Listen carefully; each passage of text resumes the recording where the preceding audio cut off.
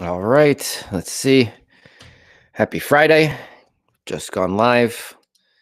Let me just get everything finished, getting it all set up. Look, it shows me live here. Perfect. All right. Much better camera quality today. So, welcome.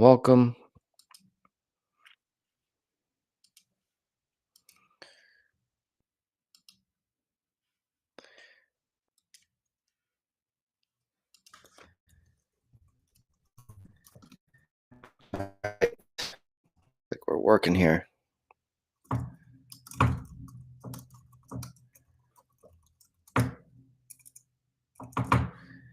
All right, here we go. So, welcome. I'm live. We should be live. We are live on Facebook.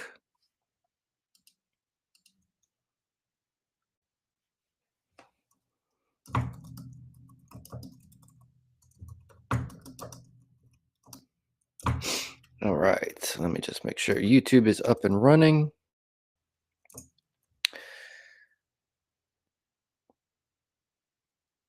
All right, 11:01. Looks like we're doing good on time. Got my camera figured out this week. So that is good. Does show that we are live on YouTube also. So let me just click on that, make sure that that is playing.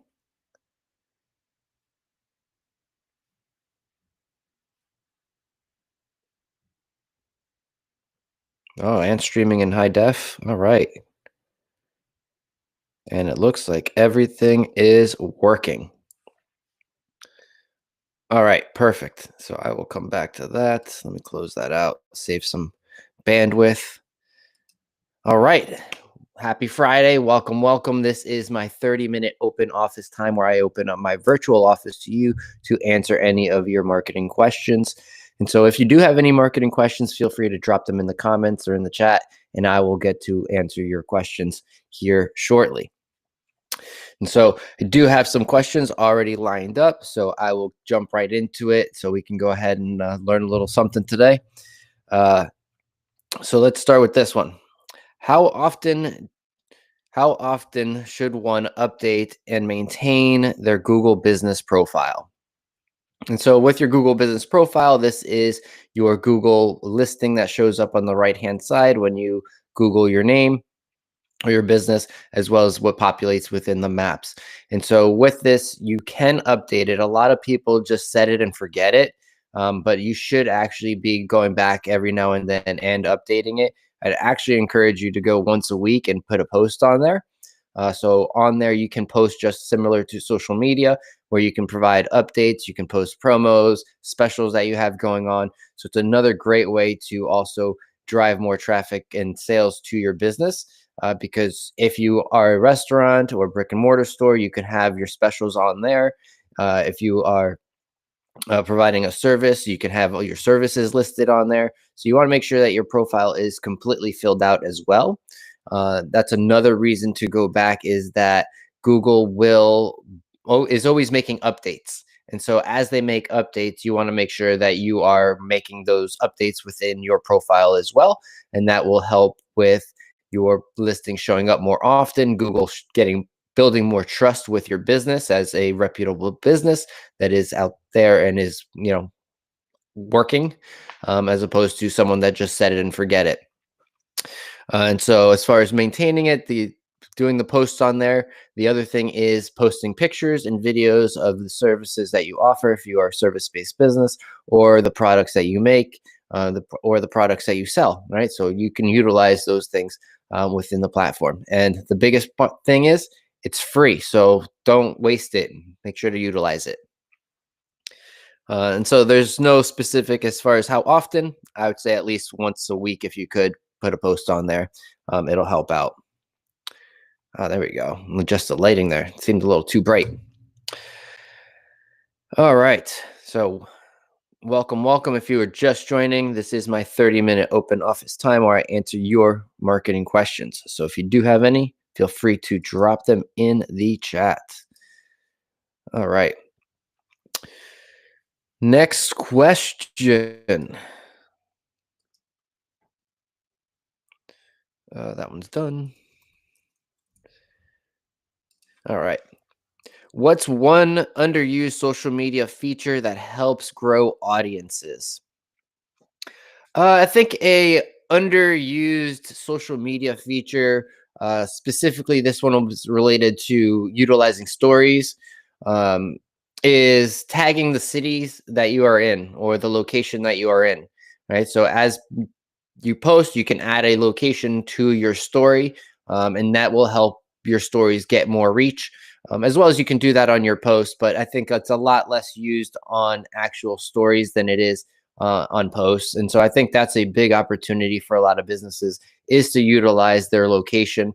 Um, and not just their specific location, like tagging their where their office is and the name of their business, but tagging the city, tagging different areas around the city, little sub cities, little sub towns, or whatever you want to call them.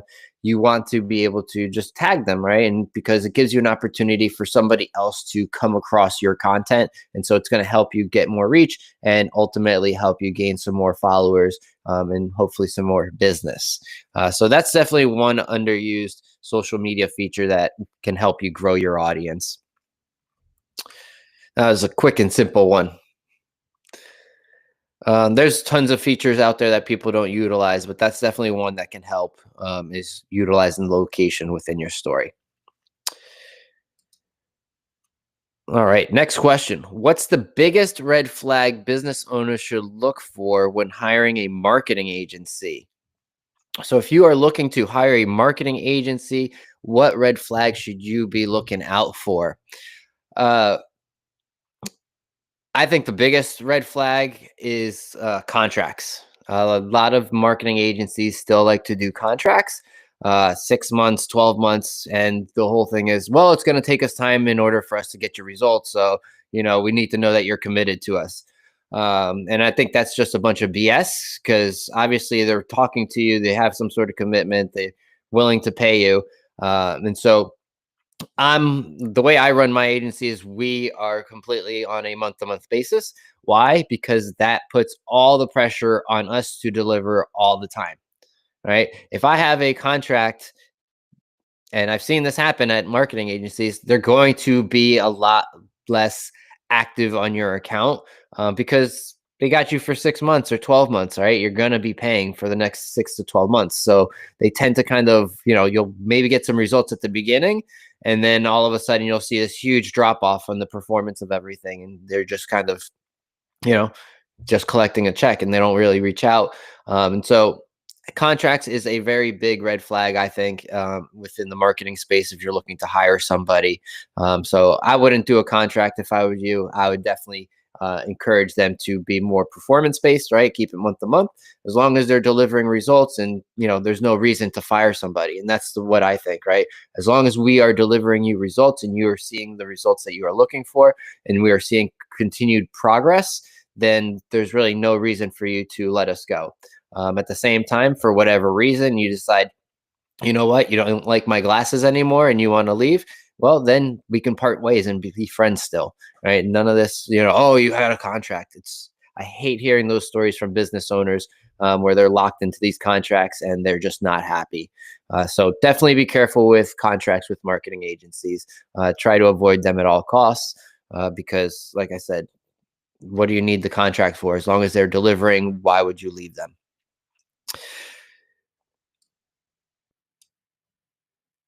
All right. So, welcome to my 30-minute open office time. If you are just joining, going through a couple questions here. Let me just clean this up a little bit. Just going through my list. I just lost that. What did I just do? All right. Here we go. So if you are just joining me on this live, this is my 30-minute open office time where I open up my virtual office to you to answer any of your marketing questions. So if you do have any marketing questions, feel free to drop them in the comments or the chat and I will answer them shortly.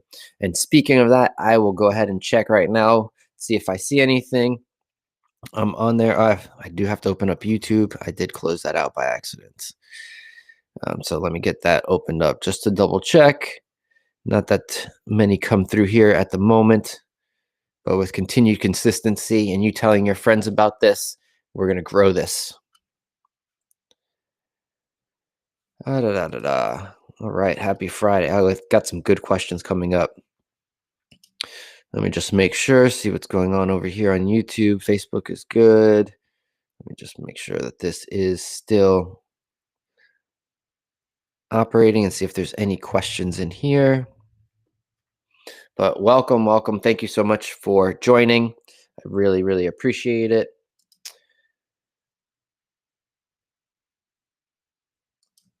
All right. Just seems like everything just goes even slower when you're streaming and you're live, and then you have an old computer. But we keep pushing through it.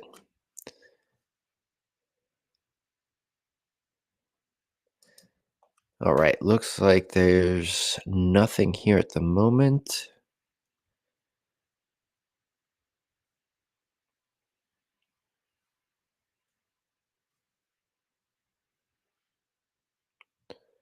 All right. Let me get the next question pulled up.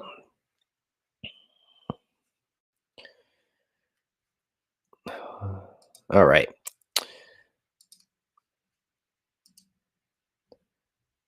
So when I saw this next question, actually, I wasn't 100% sure how I wanted to answer this question.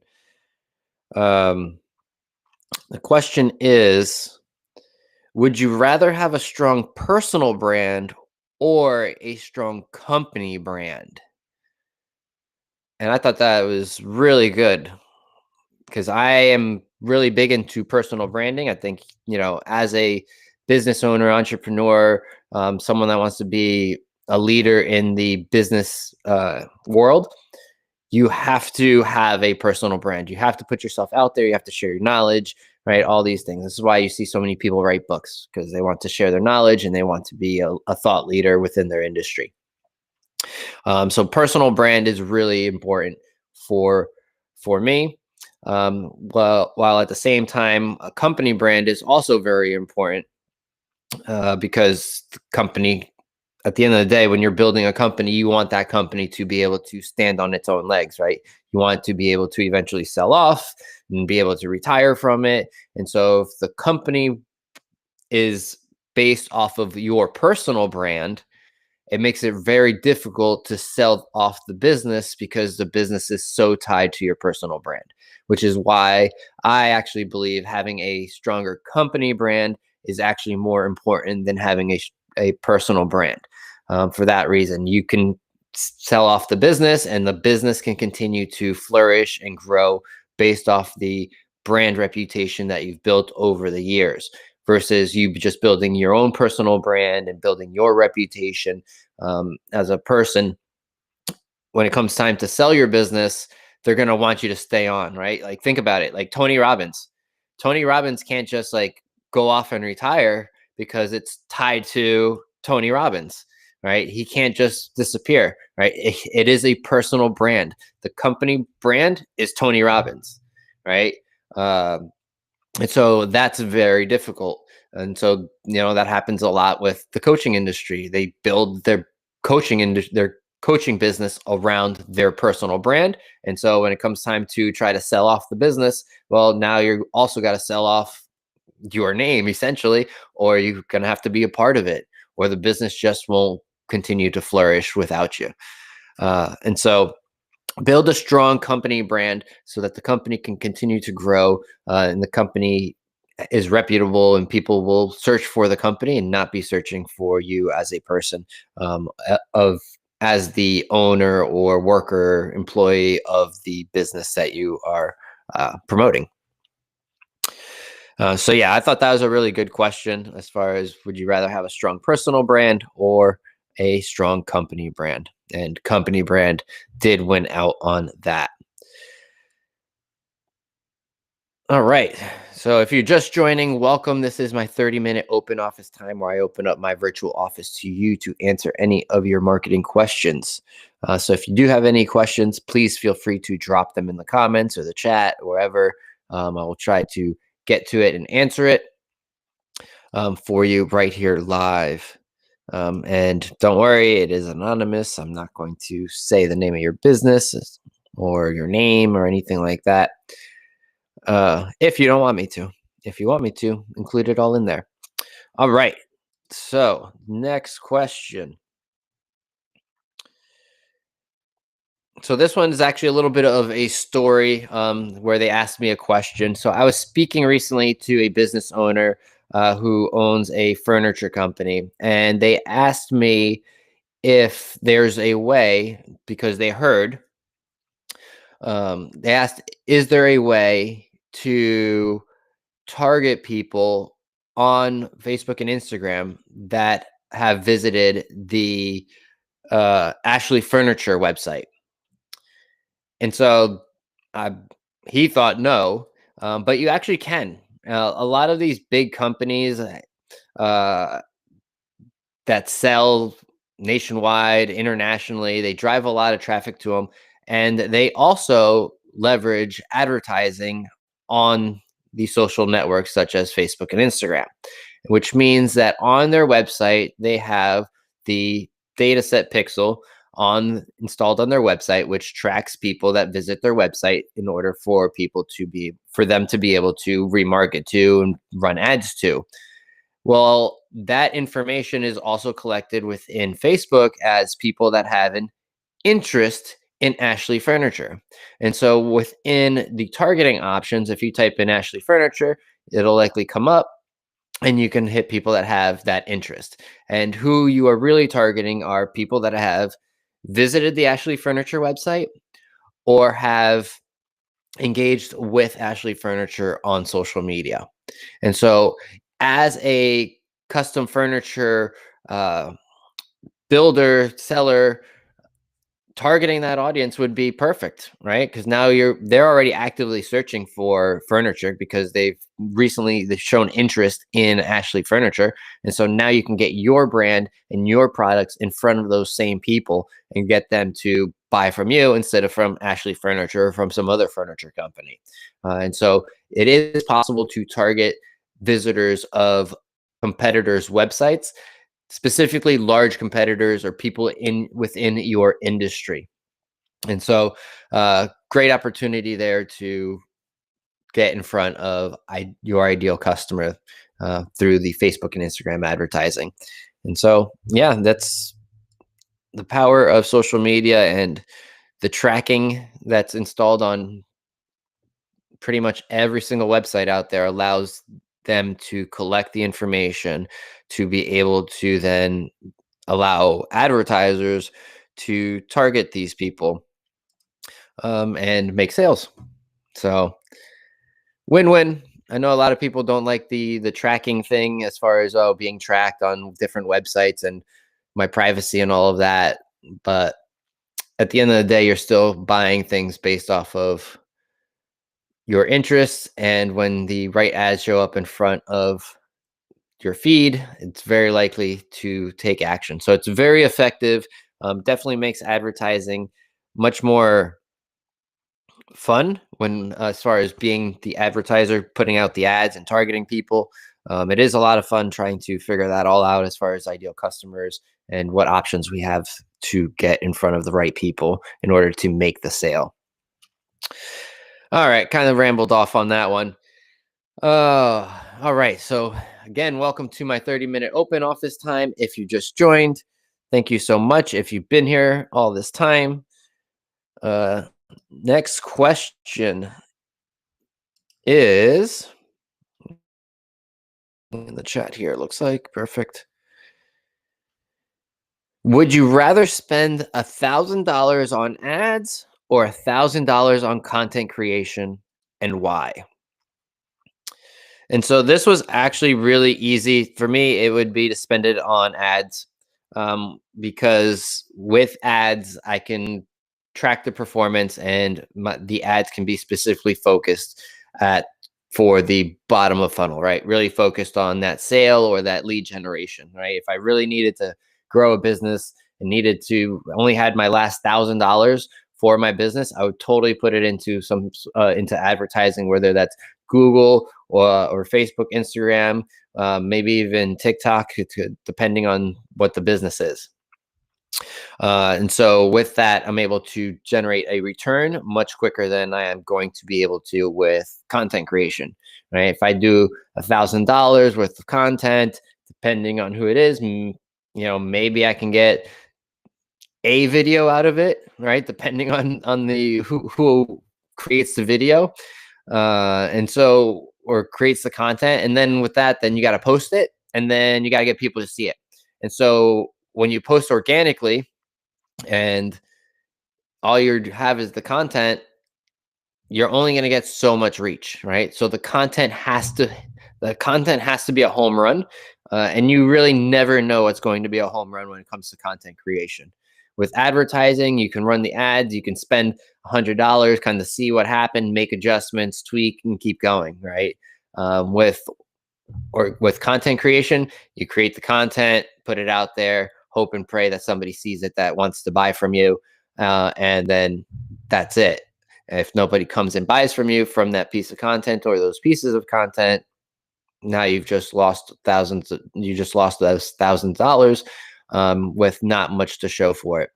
So that was an easy question for me, at least. I'd much rather spend $1,000 on ads in order to generate some revenue.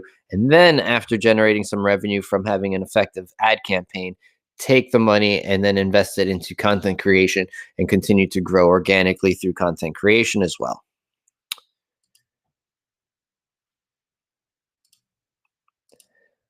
With marketing, it's not just one thing. There's just a lot of different options depending on what your goals are. So it's important to know the differences between different marketing channels and different marketing strategies in order to maximize your advertising and your marketing budget. All right, we're rocking and rolling. Well, already 21 minutes in. Sweet. All right. And I think I only got one more question right now. What's one mistake you made early that you'd warn new entrepreneurs about? I think so. The biggest, or I guess one, I don't know if it's the biggest, but one mistake it would be not narrowing down my services early enough, right?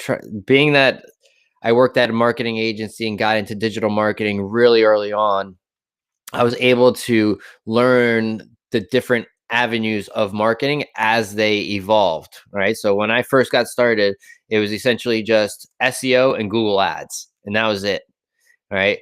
There was Facebook that just started to come out that people were talking about that was really big within colleges still, but businesses were just starting to get into it and starting to post on it. And so it was still relatively new. But as that came out, I started to learn that and continued to learn more. And so when I branched off and started my business, I decided to be, almost a full service agency offering website design, SEO, social media management, social media ads, Google ads. And it was just way too many offerings in order to really be able to scale the business and get my ideal customer.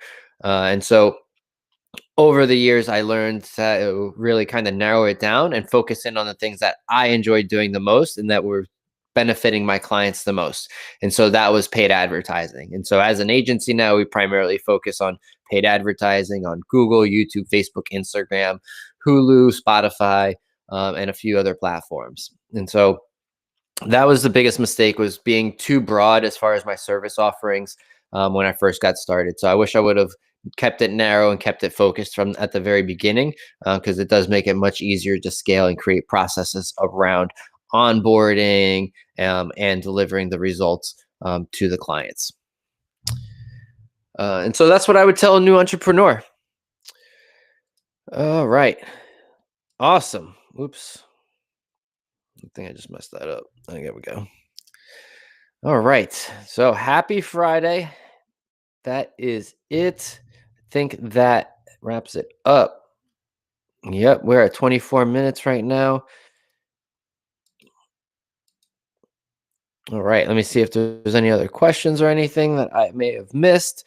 But if you've made it this far in the video, I want to say thank you. This can only go to one person, so essentially it goes to the first person that claims it. But this is a $10 gift card for the person that claims it. With this gift card, all you have to do is either go to that website, type in that activation code, or scan that QR code with the activation code, and then you can claim $10 gift card to any one of the 300 plus uh, vendors that they have in there.